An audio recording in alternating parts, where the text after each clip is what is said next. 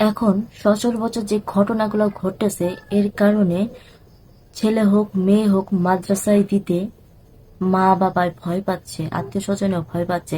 যাদের ঘরে ছোট ছোট বাচ্চা আছে তারা ভাবতেছে যে আমার সন্তানটারে মাদ্রাসায় পড়াবো বা আমার ছেলেটারে মাদ্রাসায় পড়াবো, একজন আলেম বানাবো।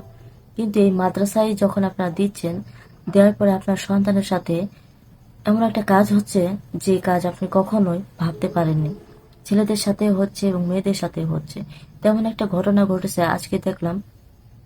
ছোট্ট একটা বাচ্চা, বাচ্চার বয়স বেশি না, তো সবেমাত্র মাদ্রাসায় দিয়েছে। বাচ্চাদের তো ছোট থেকেই মাদ্রাসায় পাঠায়।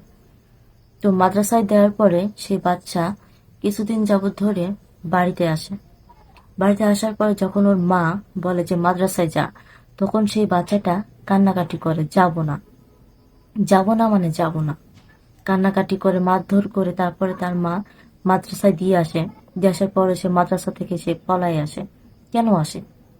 এই বাচ্চাটা কেন পলায় আসে? যখন তার মা জানতে পারলো বা তার মা তার কাছে জিজ্ঞেস করলো, তুই কেন এমনটা করিস?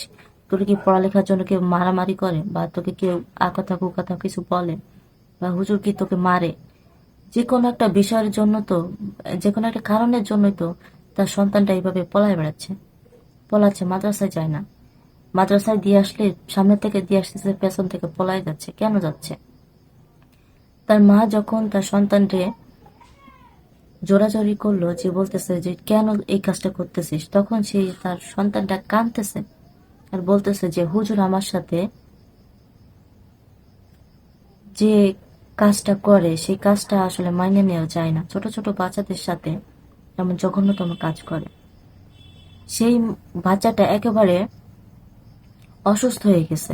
তার সাথে একাধিকবার খারাপ ব্যবহার করা হয়েছে, তার সাথে খারাপ কাজ করা হয়েছে। সেই হুজুর সেই বাচ্চাটার সাথে, শুধু সেই বাচ্চা না, তার সাথে অন্যান্য আরো বাচ্চাদের সাথে এমন কাজ করছে।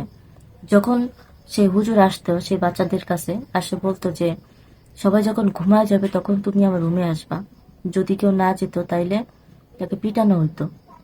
আবার যদি ওই সেই বাচ্চাটা বলে যে আমি আমার মা বাপরে বলে দেবো, বা হুজুরে ভয় দেয় যে তুই যদি কাউরে বলিস তাহলে তোরে মাইরা ফেলাবো, মাইরা ফেলায় তোরে লুকায় রাখবো, বিভিন্ন ভাবে তাকে ভয় দেওয়া হয়।